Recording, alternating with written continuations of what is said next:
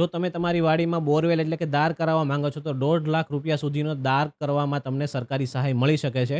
તો આજના વિડીયોની અંદર આપણે સંપૂર્ણ માહિતી મેળવવાની છે, કઈ રીતે અરજી કરવાની છે અને કઈ રીતે આપને સહાય મળશે મિત્રો.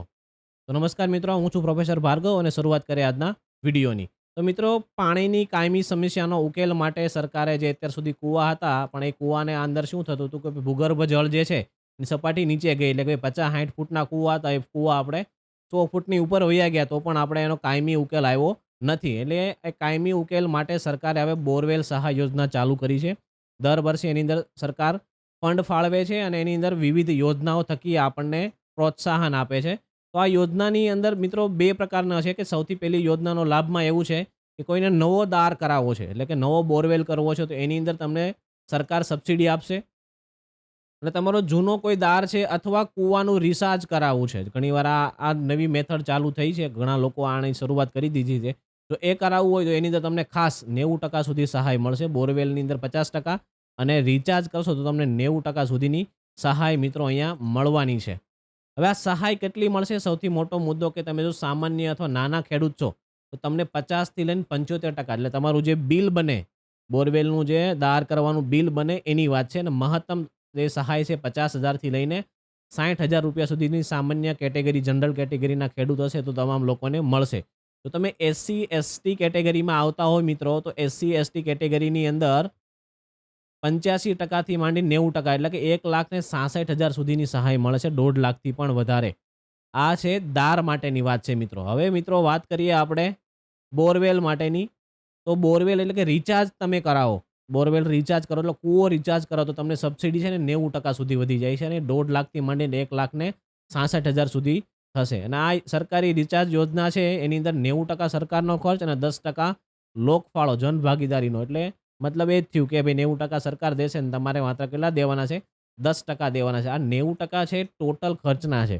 હવે એવું ન હોય કે ભાઈ લાખ રૂપિયાનો ખર્ચો કર્યો અને તમે 1.5 લાખ લઈ લો. નહીં, તમે જે ખર્ચો કર્યો છે ને એના મેક્સિમમ 90% મળશે. અને આ એમાઉન્ટ મેક્સિમમમાં મેક્સિમમ છે. હવે તમે 10 લાખનો ખર્ચો કર્યો હોય તો તમને 90% પ્રમાણે મેક્સિમમ 9 લાખ મળવા જોઈએ, પણ તમને કેટલા મળશે? 1,66,000 રૂપિયા જ મળશે. તો રિચાર્જ તમે કરો છો તો 90% અને સામાન્ય ખેડૂત છો તમે તો 50 થી 60,000 રૂપિયા. એટલે કે આપણે જો 1000 ફૂટ દાર કરાવીએ અને 40 ફૂટ કેસિંગ નાખીએ તો કદાચ એનું લાખ રૂપિયા આજુબાજુ બિલ બને તો અડધા રૂપિયા તમને અહીંયાથી મળી જાય. હવે આ યોજનાનો લાભ લેવા માટે સિમ્પલ રૂલ છે કે તમે કાયમી રહેવાસી હોવા જોઈએ ગુજરાતના. બીજું કે તમારી પાસે 7, 12, 8 ની જે માલિકી છે તમારા નામની હોવી જોઈએ અને તમારે સિંચાઈની જરૂર હોય તો તમે આ વસ્તુ કરી શકો છો. અને 5 થી 7 વર્ષમાં કોઈ બોરવેલનો લાભ ના લીધો હોય, એટલે કે તમે છેલ્લા 7 વર્ષમાં એક જ વખત આ બોરવેલની જે સબસિડી છે એ તમે લઈ શકો છો મિત્રો. અરજી માટેના ડોક્યુમેન્ટ બહુ સિમ્પલ છે. તમારે આધાર કાર્ડ અને રેશન કાર્ડ જોહે, 7, 12, 8 જોહે, બેંક વિગત જોશે અને તમે કેટેગરીમાં આવતો હોય તો તમારો કેટેગરીનો દાખલો બસ, અને તમારો આધાર આરએજએલ મોબાઈલ નંબર લિંક હોય એમાં ઓટીપી આવતો હોવો જોઈએ. એટલે તમારું કામ સરળ થઈ જશે. અરજી કરવા માટેની મિત્રો સિમ્પલ છે. આઈ ખેડૂત પોર્ટલ ઉપર તમે જશો એટલે ત્યારેક જ ખેતીવાડી યોજનાની અંદર નવી નોંધણી ઉપર ક્લિક કરશો. એટલે નવી નોંધણીની અંદર બોરવેલ યોજનાની તમારે ઉપર ક્લિક કરીને એની અંદર જરૂરી તમામ વિગતો ભરીને ડોક્યુમેન્ટ અપલોડ કરીને પ્રિન્ટ કાઢવાની છે અને પ્રિન્ટ નજીકની ખેતીવાડી કે અથવા ગ્રામ પંચાયતમાં જમા કરાવશો. તમે નજીકના ઈ ગ્રામ સેન્ટર અથવા સીએસસી મારફતે પણ ફોર્મ ભરી શકો છો. એટલે જાતે ના ભરવું હોય તો પણ કરજો. પણ સૌથી મોટી વાત છે મિત્રો, અહીંયા ખાસ ધ્યાન રાખજો કે મંજૂરી થાય પછી જ કામ કરો. બોરવેલ થઈ ગયો છે પછી નથી કરવાનું આ ફોર્મ ભરવાનું. પહેલા ફોર્મ ભરવાનું છે, બોરવેલની મંજૂરી આવી જાય પછી જ તમારે કામ ચાલુ કરવાનું છે, ત્યાં સુધી ચાલુ નથી કરવાની. એટલે પહેલા અરજી તમારી જેટલી આવી છે બધા નથી મળે. ડ્રો સિસ્ટમ છે, આપ સૌ જાણો છો. આ ખેડૂત પોર્ટલ ઉપર ડ્રો સિસ્ટમ છે, એટલે કે તમારું જેટલી પણ અરજી આવશે એનો ડ્રો થશે.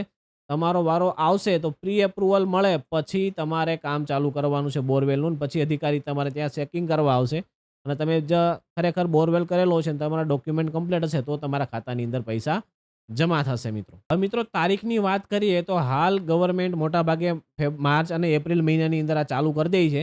એટલે જ્યાં હમણાં તમને ખ્યાલ હશે કે 42 અલગ અલગ સાધનો માટેની યોજના ચાલુ કરી છે સરકારે ફોર્મ મંગાવવાના. એટલે એની સાથે અથવા એ પૂરું થાય ત્યાં સુધીમાં અથવા તરત જ માર્ચ મહિનાના એન્ડિંગમાં અથવા તો એપ્રિલ મહિનાથી અંદર આનું કામ ચાલુ થઈ જશે. એટલે જો તમારી ઈચ્છા હોય ને ગણતરી હોય તો આ તમામ ડોક્યુમેન્ટ ખાલી તૈયાર રાખજો. અને આની અંદર ભૂગર્ભ જળ રિચાર્જ માટે બજેટની અંદર સરકારે 150 કરોડ રૂપિયાનું ખાસ એક સ્પેશિયલ બજેટ ફાળવ્યું છે પહેલી વાર.